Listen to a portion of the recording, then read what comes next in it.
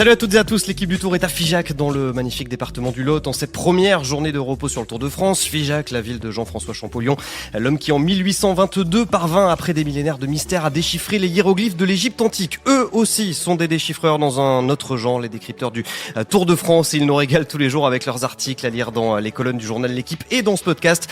Et ils sont bien sûr à la planche même quand le peloton se repose. Alors j'ai découvert qu'il y en avait un qui d'ailleurs avait une écriture hiéroglyphique. Bonjour Julien Chénet. Bonjour à tous, effectivement, Champollion a essayé de me déchiffrer, mais en vain. Il n'est pas arrivé. Salut Lucas Rinx. Salut tout le monde. Et salut à Thomas Perrotto qui a fait le trajet depuis Brive pour être avec nous. Tout à fait. T'avais pris des petites vacances, Thomas ? Des petites vacances. De quelques heures. Pour travailler sur les à côté de la course, évidemment. Bon, épisode un peu spécial aujourd'hui pour vous, les lecteurs qui nous avaient adressé vos questions et on va essayer d'y répondre. On va parler des Français, de leur chance de lever les bras sur ce tour, de la lutte pour le classement général, des conditions dans lesquelles se déroule la course. C'est parti pour le 11e épisode de l'équipe du Tour 2026. Et avant de donner la parole au lecteur, le traditionnel tour de table et non pas votre image du jour en cette journée de repos, mais plutôt votre image de la première semaine du Tour. Qu'avez-vous envie de retenir ? Luc, je me tourne vers toi. Je vais retenir les pleurs de Romain Grégoire au cirque de Gavarnie. Je pense qu'il résume assez bien cette semaine où beaucoup de coureurs ont souffert de la chaleur, du train imposé par les UAE, de cette semaine tout juste infernale. Ça a marqué beaucoup de monde, je pense. On a encore fait un papier là-dessus hier et je crois que c'est le plus important à retenir de cette semaine. Thomas ? Moi, c'est l'image d'Isaac Del Toro qui franchit la ligne en première place avec juste à côté de lui Tadej Pogačar. Pour moi, t'es insensible, toi, Thomas. Ouais, mais enfin sensible, oui et non, parce que je trouve que cette image, elle mélange beaucoup de choses. À la fois la beauté de Del Toro qui remporte une étape alors que c'est un prodige en pleine ascension, et à la fois Tadej Pogačar qui se permet de laisser une petite miette à son coéquipier qui se retourne 3-4 fois vers la concurrence derrière avec une facilité désarmante et déconcertante. Donc je trouve que dans cette image, il y a plusieurs sentiments qui se mêlent et c'est ce qui m'a marqué vraiment cette semaine. Julien, quelle est ton image de cette première semaine du Tour ?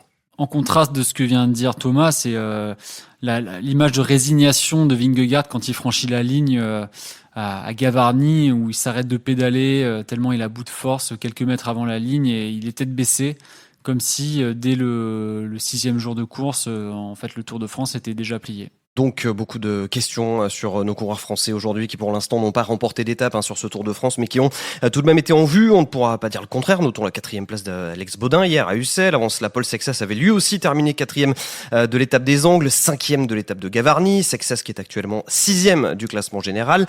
Lenny Martinez 8e. Alors parlons d'abord de Paul Sexas car il en a forcément été beaucoup question dans vos messages et dans vos questions. Jean nous demande par exemple si Sexas peut vraiment finir dans le top 3 du Tour de France.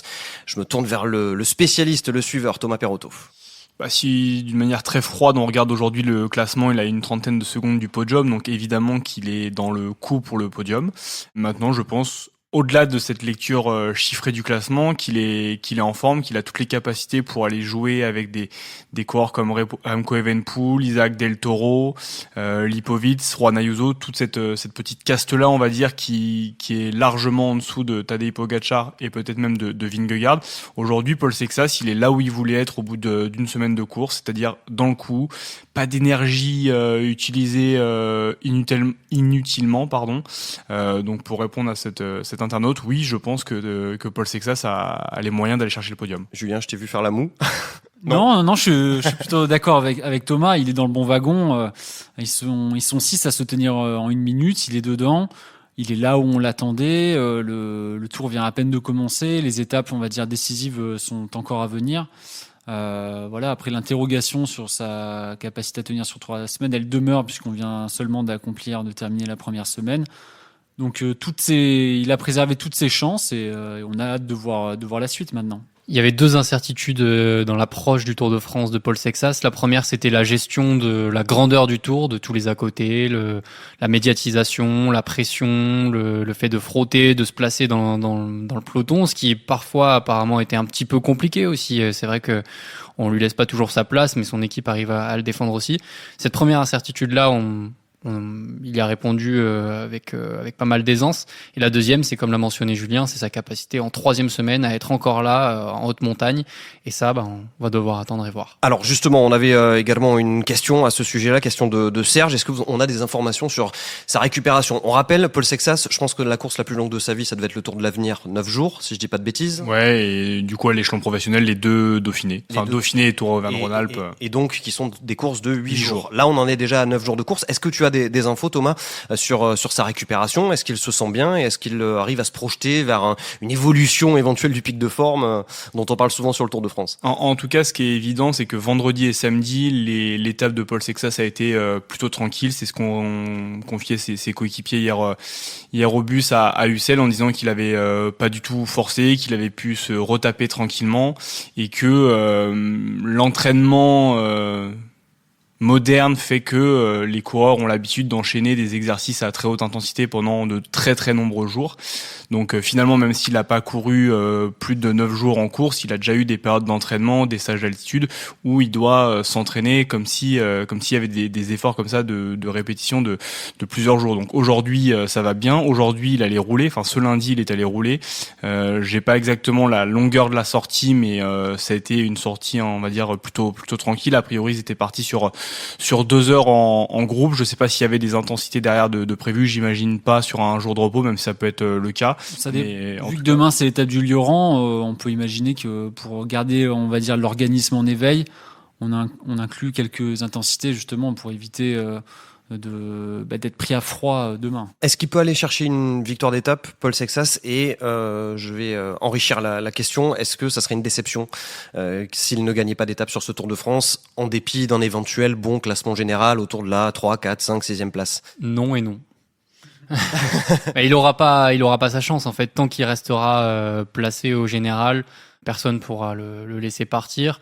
Et je le vois pas, il n'a pas le punch, il n'a pas l'explosivité pour aller battre un Pogačar, tout simplement.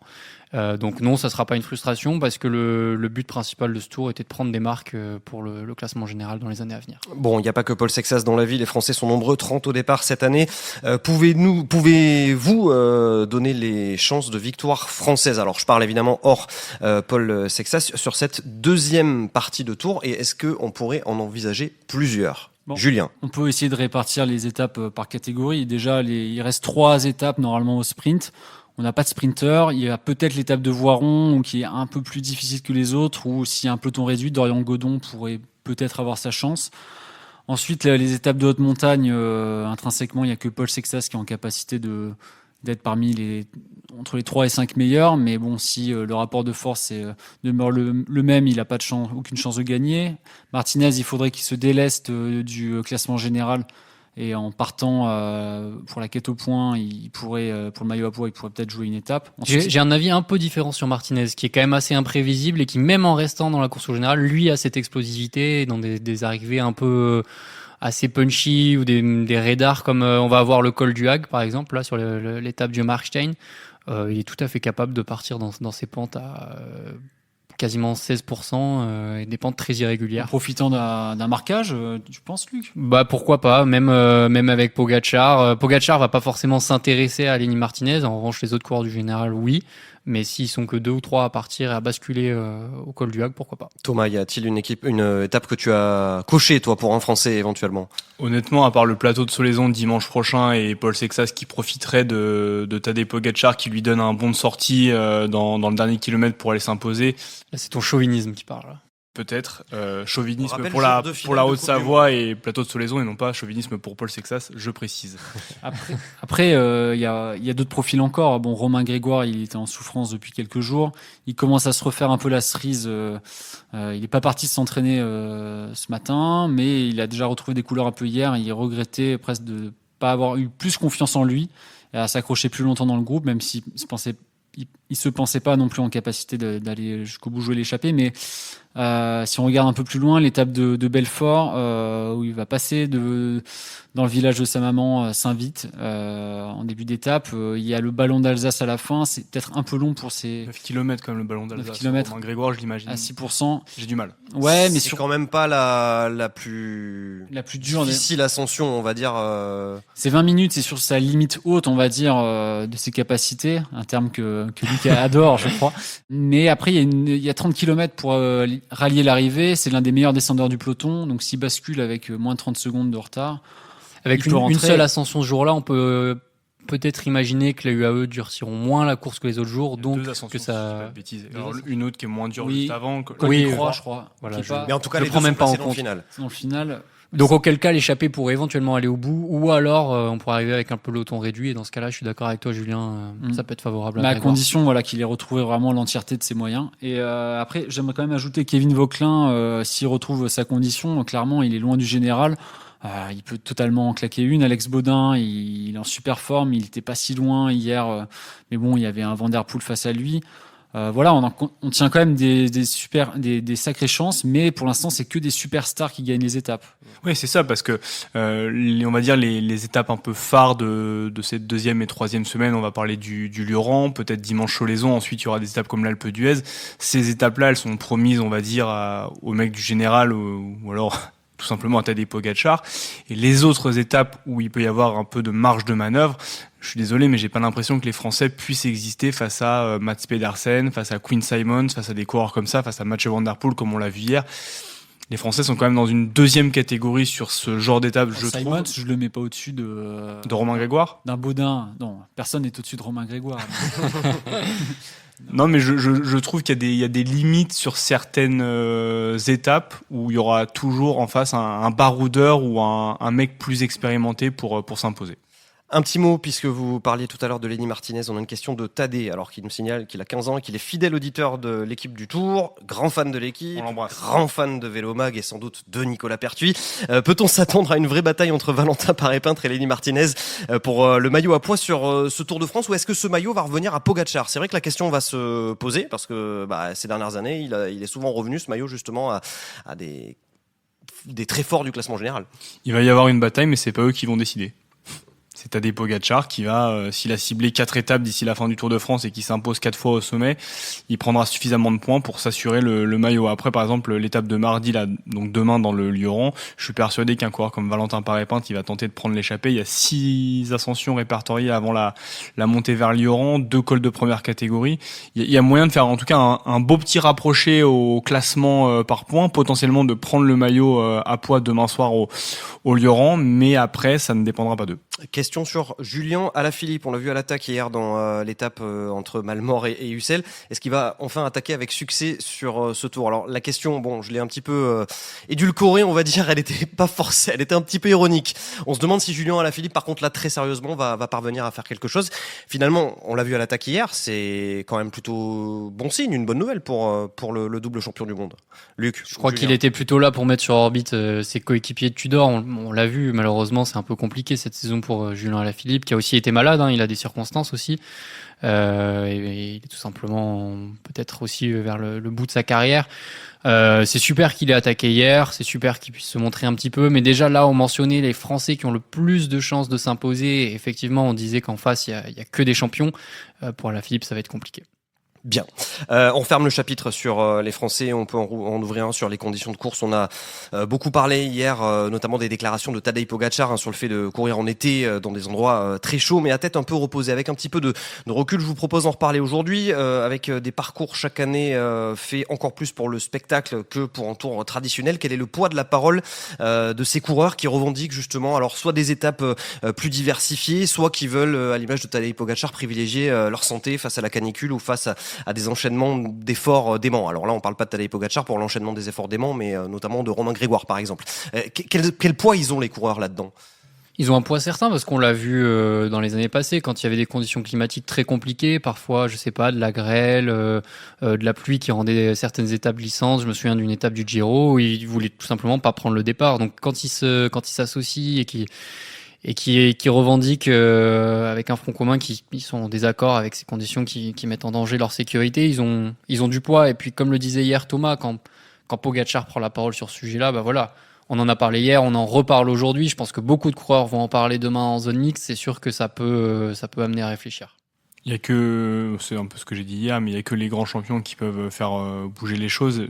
J'ai vu Bernard Hinault qui parlait sur le plateau de France Télévisions il y a quelques jours de cette règle avant, je crois, les coureurs n'avaient pas le droit d'être ravitaillés dans les 30 derniers kilomètres ou avant le 50e premier kilomètre, et à un moment il faisait tellement chaud que c'était impossible, et c'est lui qui allait voir le patron du jury à l'époque, et en gros qui a essayé de lui faire entendre raison en lui disant mais en gros si demain il y a quelqu'un qui meurt ou qui est gravement blessé, ce sera de ta faute parce que tu nous as pas autorisé à boire avant tel kilomètre. Enfin, je fais pas de comparaison, mais en tout cas, c'est ces coureurs-là, le premier du général, les grandes voix du cyclisme moderne qui peuvent faire bouger les choses et en tout cas amener dans leur sillon tout un tas d'autres coureurs qui ont envie de faire bouger les choses. Alors, autre question à ce sujet, sur cette thématique. On en a parlé un petit peu hier, manifestement, tout le monde nous a pas bien écouté. Pourquoi on décale pas les étapes plus tôt? Voilà, ça mérite d'être peut-être reprécisé parce T'as que. pas un pseudo pour cette question? Je n'ai plus le pseudo pour cette question. Je prends les vrais prénoms, mais alors les pseudos, non merci. Le problème, c'est que ça demande vraiment d'anticiper les choses. Là, en cours de route, en cours de Tour de France, on peut plus changer les horaires parce que tout est calé avec. Non, mais pour l'avenir. Alors pour l'avenir, je pense que la réflexion, elle va se poser. Il y a plusieurs acteurs. Pascal Chanteur, le président du syndicat des coureurs français, l'avait évoqué avant les championnats de France en émettant cette idée-là, non pas pour dès cet été parce que c'était trop tard, mais pour la suite. Romain Grégoire ce matin nous confiait que lui, il prenait aussi cette possibilité-là de partir à 9h du matin et finir vers 13h. Déjà, on perdrait quelques degrés et ça rendrait les choses plus supportables. Il y a deux facteurs, selon moi, c'est les coureurs et la télévision. Si la télévision, si les détenteurs de droits télé acceptent, entre guillemets, de faire partir les courses plus tôt et qu'elles estiment que, en fait, il y aura du monde devant la télé à 10h du matin au mois de juillet ou à midi, je pense qu'il y aura une signature en bas de la page. Après, c'est sûr que là, du jour au lendemain, c'est trop compliqué pour faire changer, mais c'est les détenteurs de droits qui ont les clés et personne d'autre. Non, mais au risque de nous répéter par rapport à hier, pour répondre à ce lecteur anonyme, c'est très compliqué en termes de logistique aussi, parce que déjà là, avec des départs assez tardifs, les quarts des équipes sont obligés de partir très tôt, parce qu'il y a beaucoup de transferts, qu'il faut arriver tôt pour répondre à toutes les obligations médiatiques, etc. Donc si on doit décaler le départ à 9h du matin, parce que déjà à 9h il fait très chaud, ça veut dire, je sais pas, départ à 5h du matin de l'hôtel. Finalement, qu'est-ce qu'ils y gagnent les coureurs? Ils perdent du temps de sommeil. Ils arrivent plutôt à l'hôtel la veille. Certes, mais c'est un rythme en même temps, il fait chaud, radicalement différent. À 20h, quoi, a priori, avec la chaleur. Bon, alors même s'ils ont des chambres climatisées et qu'on a vu maintenant, voilà, la clim est... C'est tout un modèle qui a repensé, en fait. Ce Tour de France. Mais juste, si je peux ajouter, pardon. Bien sûr, Julien. Pardon, Arnaud. Non, mais à une époque, faut se souvenir aussi, en 1978, Bernard Hinault avait mené une grève.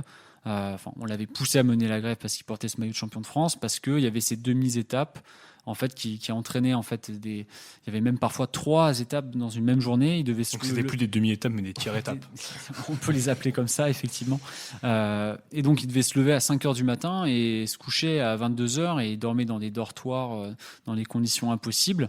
Et les coureurs avaient réussi, en faisant pression, à en fait faire disparaître ces tiers étapes ou ces demi-étapes.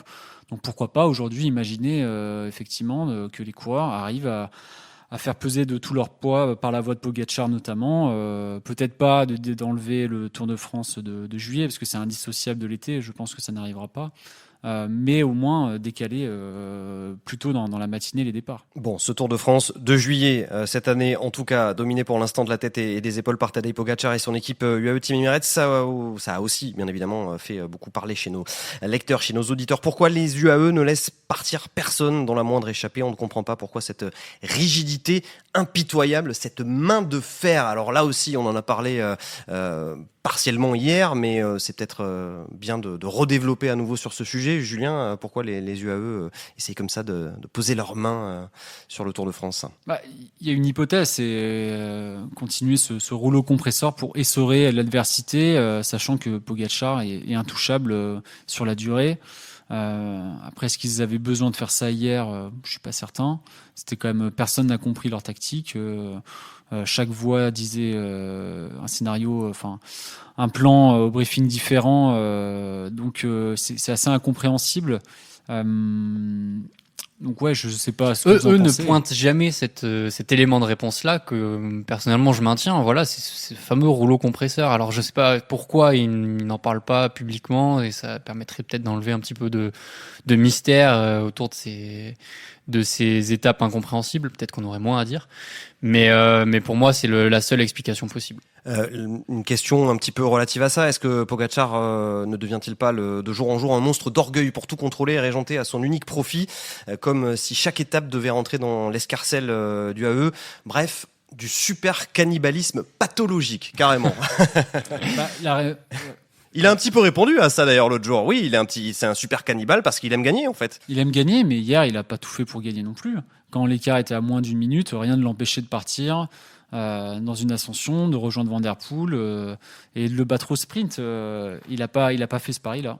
Je veux pas défendre Pogacar parce que j'ai peut-être dit aussi pas l'inverse, mais pas loin ces derniers jours. Mais quand t'aimes gagner, en fait, enfin c'est un sentiment qui est fou. Enfin, on joue tous aux cartes, on fait tous des petits jeux avec nos familles, nos copains. Enfin, t'as envie de gagner, t'as envie de gagner encore et de gagner encore et de gagner encore. Et je pense que c'est exactement la même chose pour Pogacar et pour ses coéquipiers et pour son équipe. Et en plus, il y a quand même ce sentiment où en plus il arrive à donner des victoires à d'autres gens de son équipe. Del Toro a gagné l'année passée, c'était Timo Wellens, McNulty au Canada. Enfin, non seulement il a un super cannibalisme pour lui, ce qui est normal, parce que enfin quand t'es champion, il faut forcément avoir un ego énorme. Et en plus, il arrive à faire gagner les gars de son équipe. Donc pour lui, c'est tout bénef. Alors la sempiternelle question sur la stratégie et les oreillettes, les capteurs de puissance, est-ce que supprimer tout ça, ça pourrait pas relancer l'intérêt de la course et nous donner des échappées folles façon Thierry Marix, Jackie Durand, Cédric Vasseur, Jens Voigt et compagnie, nous dit-on. En tout cas, bon, sans parler forcément de ces échappées folles, c'est vrai que quand on voit les courses de championnat où en général les oreillettes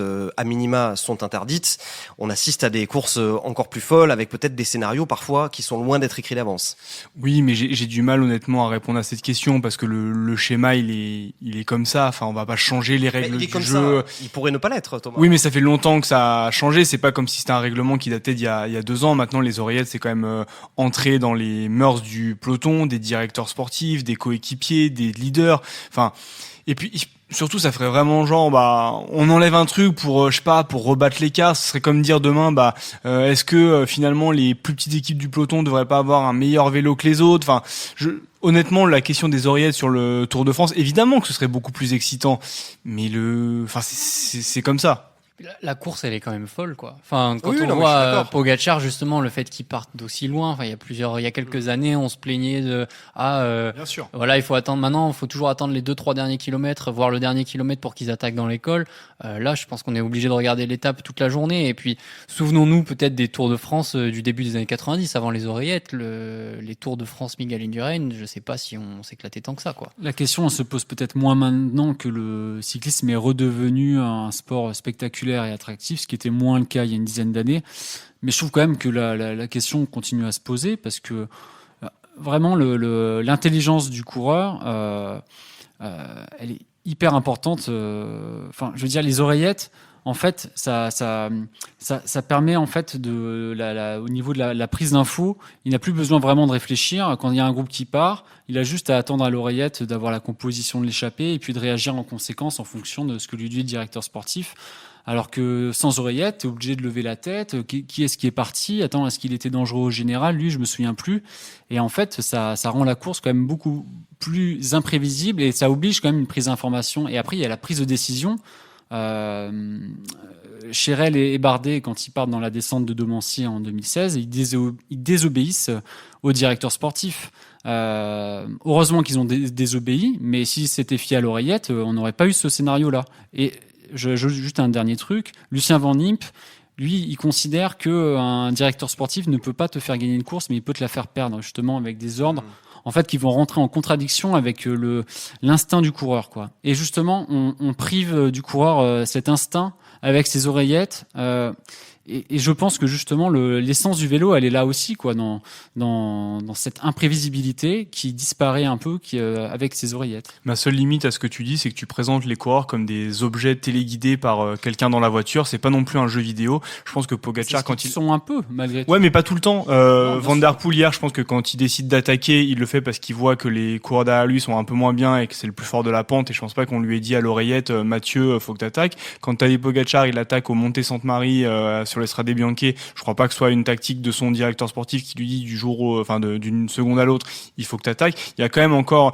justement, j'entends l'argument de l'imprévisibilité, mais justement, c'est là où le coureur, toute son essence, elle arrive encore à surprendre les gens, c'est que malgré toutes ces consignes, toutes ces stratégies d'équipe, le coureur qui est plus intelligent que les autres, il arrivera encore plus à faire la différence. Et ça, je trouve que c'est aussi une bonne chose. Oui, mais Gilbert, comme l'a dit plusieurs fois Marc Maggio, Philippe Gilbert, aurait gagné sans doute beaucoup plus de courses sans les oreillettes, parce que tu as des coureurs vraiment qui brillent par cette capacité à saisir des informations, des choses. Et en tout cas, il y a eu un exemple assez concret l'autre jour. Je sais plus, c'est l'étape où Baptiste Weistrofer passe la journée devant tout seul. Clairement, on a dit dans les oreillettes, n'attaquez pas aujourd'hui. Et on a notamment entendu le directeur sportif. On avait dû leur dire en amont. On avait dû leur dire en amont, mais bon, oui, on mais leur a redit. C'est une tactique globale de course sur un scénario de la journée. C'est pas d'attaquer pile à ce moment-là ou pile de sauter dans la roue de tel ou tel coureur. Je suis d'accord, mais par contre, quand tu dis, Thomas, et je me permets de prendre part un petit peu au débat, que les coureurs sont pas téléguidés, entre les oreillettes, les capteurs de puissance, et donc ça veut dire ne jamais dépasser finalement son effort maximum parce que on sait qu'on a telle puissance qui nous permet de faire tant de kilomètres, finalement, ça devient en tout cas un petit peu plus stéréotypé, même si c'est vrai, Luc, je suis d'accord avec toi. Oui, la course cette année, elle est quand même le moment où c'est la différence, c'est un coureur à un moment qui prend une décision et qui arrive à passer au-delà de cette stratégie. Mais c'est un outil qui est dispensable. La course fonctionnerait tout aussi bien sans oreillettes, sans capteur de puissance, ou alors en tout cas sans accès aux données fournies par le capteur de puissance. Qu'on le rappelle, en tout cas sur les oreillettes, c'est encore une fois interdit lors des championnats du monde et dans la plupart des championnats nationaux, même si sur certains championnats nationaux c'est autorisé, et on assiste toujours à des très belles courses. Je prends les championnats de France, je prends les championnats du monde, ce sont toujours des courses de mouvement qui sont super intéressantes. Propre aussi aux courses en circuit, mais aussi sans doute aux oreillettes. Après les oreillettes, il y a souvent l'argument prôné pour la défense de cet objet, c'est pour la sécurité. Ouais. Mais on pourrait très bien imaginer un canal commun à tout le monde, à toutes les équipes, juste pour fournir en fait les infos relatives à la sécurité, pour dans ce but-là, mais pas à des fins tactiques et stratégiques. Ouais, et en même temps, tu vois, j'ai l'impression que le débat il est récurrent sur la nervosité du peloton, le sens du placement, parce qu'aujourd'hui il faut faire attention à tout et du coup il y a beaucoup de chutes. Mais si demain il y a plus d'oreillettes et qu'il faut que chacun surveille qui est parti dans l'échappée pour savoir que c'est un coureur du général qui est devant, machin et tout, je pense que la tension elle sera encore beaucoup plus importante et peut-être beaucoup plus dangereuse pour les coureurs. Moi, je pense pas. Un petit mot à ajouter là-dessus, Luc En fait, j'ai pas d'avis tranché. Je pense que oreillette, capteur de puissance ou non, l'intérêt de la course, il est toujours là. Et je sais pas, on a quand même eu le Granon 2022 avec les oreillettes et avec les capteurs de puissance. Et il y a eu un énorme craquage de Pogacar qu'on pensait intouchable et une stratégie magnifique des Jumbo-Visma. Donc ce débat, il est peut-être un peu stérile finalement. Et effectivement, les capteurs de puissance. Enlevons les capteurs de puissance.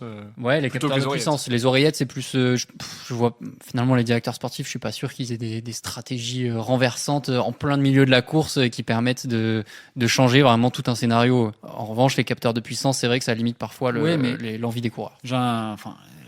J'ai des exemples en tête d'étapes du Tour de France qui démarrent au pied d'un col et ça part dans tous les sens, tout ça. Tu te retrouves avec 30 mecs devant et finalement, si t'es pas capable de voir qui part devant, t'es obligé ensuite d'attendre que l'info fournie par tous les régulateurs en course, elles arrivent à l'ardoisier qui va communiquer ensuite sur l'ardoise les numéros de dossard avec l'écart. Mais entre le moment où tout ça se fait et le moment où l'échappée prend du terrain, il se passe quand même un laps de temps suffisamment important pour créer un écart qui peut ensuite être décisif pour la fin de la course. Aujourd'hui, t'as juste à attendre patiemment que le DS il ait pu noter tous les dossards, qu'il ait juste regardé la télé. Et voilà, et je trouve quand même qu'il y a des moments, des phases cruciales de la course qui perdent toute leur importance à cause de cet outil. Je vais être très provoque exprès, mais dans ces cas-là, ça va être très simple. UAE va se mettre devant, va rouler du début à la fin et ne laissera sortir personne. Comme ça, on n'aura pas besoin de se poser la question de qui va devant, sans oreillette. Oui, puis ils vont se cramer la gueule et puis ensuite, il y aura des ouvertures en fin de course. Bon, en tout cas, c'était un débat passionnant toujours sur les oreillettes, même si tu l'as dit, Luc, ce débat est stérile puisque ça fait des années qu'il existe et ça n'a pas bougé d'un iota. J'ai 2 questions bonus pour terminer cet épisode parce que c'est vrai, on est un peu dans notre bulle, nous, et le public est parfois intrigué par la façon dont on travaille à l'équipe, figurez-vous. Certains trouvent qu'on met pas assez en valeur justement notre dispositif. Est-ce que l'un d'entre vous peut nous dire un petit peu comment ça se passe, le journal de l'équipe? Il y a plein de journalistes, il y a des photographes, voilà comment ça se passe au quotidien. Thomas, quelle est ta journée type, par exemple? Voilà, piscine à 8h30. Salle de sport ensuite, petit déjeuner. Non, peut-être juste pour répondre sur le dispositif en tant que tel sur le Tour de France. On est donc 9 reporters qui sont sur le terrain le matin au bus pour aller recueillir les confidences des directeurs sportifs, des coureurs avant le début de l'étape. On a aussi 2 photographes qui sont avec nous, qui ont leur pilote moto, qui eux peuvent naviguer du début à la fin de l'étape entre le groupe des favoris, le peloton, l'arrière du peloton. On a aussi nos pilotes avec nous. Il y a 6 pilotes qui nous accompagnent sur tout le Tour de France. C'est la chance qu'on a par rapport peut-être aussi à d'autres journaux, c'est que quand on est dans la voiture, on a le temps de jeter un œil sur la télé, on a le temps de prendre des notes, on a le temps d'éventuellement aussi de bosser après l'étape parce qu'on a des gens qui nous conduisent. C'est une chance que les autres n'ont pas, ou des fois tu dois rester très longtemps en salle de presse pour travailler et après rallier ton hôtel toi-même au volant. Donc nous on a quand même cette chance-là et je pense que c'est bien de le redire aussi. Donc on a un effectif qui est quand même très très chouette pour bosser dans des conditions sympathique sur le Tour de France. Ça nous permet d'avoir des gens, on va dire, pour parler des gens que vous retrouvez tous les jours dans le podcast ou sur les journaux. Par exemple, Johan Aubois, qui est attaché à Tadej Pogačar, il a peut-être le temps de vraiment s'intéresser à ça parce que je dis pas qu'on lui demande que ça, mais en tout cas, il a un suivi particulier. Pierre Mingeot, qui va être notamment plus sur Jonas Vingegaard. Et voilà, chacun a un peu ses attributions comme ça au fur et à mesure de la journée et de la semaine. Et après, il y a beaucoup d'adaptations et juste pour finir là-dessus, je pense que le moment clé surtout c'est la fin de l'étape où on a un référent qui s'appelle Alexandre Ross qui fait aussi le chapeau, notre animateur, qui va nous dire en fonction de ce qui est en train de se passer, Luc Hérinck, tu vas vite à tel bus, Julien Chenet, tu vas vite à tel bus, Romain Grégoire, Arnaud Souk qui est dans la voiture qui commence aussi à nous envoyer des petites notes en disant voilà le podcast on va partir sur ça et ça nous permet d'avoir en tête un espèce de canevas, on sait sur quoi on va partir pour notre papier du lendemain ou notre papier du soir même pour le site internet, ou le podcast qui arrive généralement vers 20h, 21h sur le site L'Équipe. Il y a forcément une forme de routine où on sait à chaque heure un peu ce qu'on va faire, mais il y a une adaptation en fait qui se fait chaque jour en fonction de la disposition de la zone d'arrivée, parce que donc on arrive en salle de presse 1 heure avant la fin de l'étape. On regarde la fin de l'étape. Souvent, si la ligne d'arrivée elle est loin, il faut partir avant la fin de l'étape pour être sur la ligne. Et parfois, les bus sont encore plus loin, donc ça oblige parfois à des sprints pour être à temps en fait devant le bus et avoir. Et après jouer des coups au bus aussi. Ouais, bien sûr, choper la déclaration, viser la porte d'entrée du bus pour se dire si le coureur il descend, je vais être le premier à pouvoir. Mon micro va être plus proche de lui, donc le son il va être meilleur. Donc c'est vraiment l'adaptation en continu. Il faut parfois courir. Après moi j'aime bien ça me dérange pas. Mais bon quand c'est à 3 km comme aux angles la salle de presse et les bus il y avait 3 km et demi. Donc il a fallu faire un petit footing et par rapport au plan qui était indiqué sur le roadbook, en fait, les bus étaient 1,5 km plus loin. Donc là, on se retrouve seul dans la pampa sans réseau. Il faut s'adapter en continu. Et ce qui est assez marrant, et ça peut-être que le lecteur, l'internaute ne s'en rend pas compte, j'espère qu'il trouve qu'il y a une richesse dans nos papiers, que ce soit sur le site internet, dans le journal. Et tout ça, en fait, faut bien se dire que ça se passe en 1 demi-heure, 3/4 d'heure ou 1 heure, grand maximum, entre l'arrivée de l'étape et le moment où les quarts des équipes avec les coureurs rentrent à leur hôtel. Parce on va pas se mentir, une fois qu'ils ont pris la route pour aller à leur hôtel, on va pas appeler Tadej Pogačar pendant qu'il est en train de se faire masser, qu'il est dans la douche ou qu'il est à sa chambre d'hôtel. Donc c'est-à-dire que entre l'arrivée et le moment où ils partent, on est tous disciplinés un peu partout et on doit récupérer le maximum d'informations, de déclarations et d'interviews. On part à la pêche pour nourrir tous nos papiers. Bon, voilà, c'est intéressant. Luc, un mot à ajouter là-dessus? Non, mais c'est important aussi peut-être d'insister sur la solidarité aussi de ce travail-là entre toutes nos équipes. Voilà, on s'échange évidemment les déclarations en fonction des sujets qui sont attribués, mais aussi avec les journalistes internationaux, nos confrères français aussi. Voilà, c'est important de le souligner, je pense. Juste aussi pour rajouter, c'est vrai que là on parle du dispositif qui est sur place, mais il faut aussi s'imaginer qu'à Paris, il y a énormément de gens qui travaillent, soit qui réceptionnent nos papiers, qui vont les éditer, donc c'est-à-dire les corriger, vérifier les informations, les orthographes, les mettre dans les pages, choisir la bonne photo. On a aussi une cellule visuelle, la direction artistique, des chefs qui valident tout ça. C'est vrai que là, en fait, on dit comme ça fait genre nous, on est en train de remplir nous-mêmes le journal, mais il y a aussi toute une équipe basée à Paris qui est chargée de, on va dire, de superviser ce qu'on fait. Bon, ben voilà, je pense que ça intéressera beaucoup de monde, les arrière-cuisines, on va dire, du journal L'équipe et de ce podcast également. Une toute dernière question, vous répondez si vous voulez, mais on nous a demandé des petits conseils lecture sur le cyclisme. Est-ce que vous avez un livre qui vous a marqué, voilà, dans votre... Je laisserai mes collègues parler de livres, mais ce qu'on peut lire C'est pas lire. Voilà. Non, mais surtout ce qu'il faut absolument lire, c'est nos papiers tous les jours sur le site internet, dans le journal, et aussi les vidéos, et aussi le podcast. Enfin, la lecture, c'est pas forcément des livres, c'est aussi tout ce qui se raconte autour, l'équipe magazine, les autres journaux, et je vous laisse parler peut-être d'un livre en particulier. Et surtout les papiers de Thomas Perrotto. Je pensais, Thomas, que tu avais mentionné le livre de notre collègue Yoann Aubois aussi, qui vient de sortir très récemment au sujet de Tadej Pogačar. Et moi, je voulais parler d'un livre, alors qui n'est peut-être pas sur les meilleures années du cyclisme, dans les années 2000. C'est Tyler Hamilton, l'ancien coéquipier de Lance Armstrong, qui fait voilà toutes ces révélations sur le système organisé de dopage de ces années-là. C'est écrit par Daniel Coyle. Mais il raconte aussi, je pense, toute la souffrance du vélo et le goût qu'il y prenait à cette souffrance-là. Et je pense que ça, c'est intemporel, quoi. C'est quelque chose qui se retrouve du début du XXe siècle chez les coureurs de cette époque-là, à Romain Grégoire en pleurs la semaine dernière. Non, j'ai adoré ce livre aussi. Quand il était sorti, il y a une dizaine d'années, non ? Je crois, un peu plus. Je pense. Je sais plus. Moi, c'est Forcené de Philippe Bordas, qui était aussi journaliste à l'équipe dans les années 80. En fait, c'est un livre qui dresse le portrait des champions d'antan, les Coppi, les Bartali, les Hinault, et il est d'une écriture vraiment chirurgicale, magnifique. Voilà, c'est un livre qui transporte. Et d'ailleurs, il a été transposé dans une pièce de théâtre, adapté dans une pièce de théâtre. Par un acteur qui s'appelle Léo Gardi, qui joue en ce moment au Festival d'Avignon. Donc ceux qui ont la chance d'y être, je vous invite à y aller, mais je crois qu'il affiche complet la plupart des jours. Mais avec un peu de chance, il reste un peu de place. Tiens, et un dernier conseil lecture de ma part.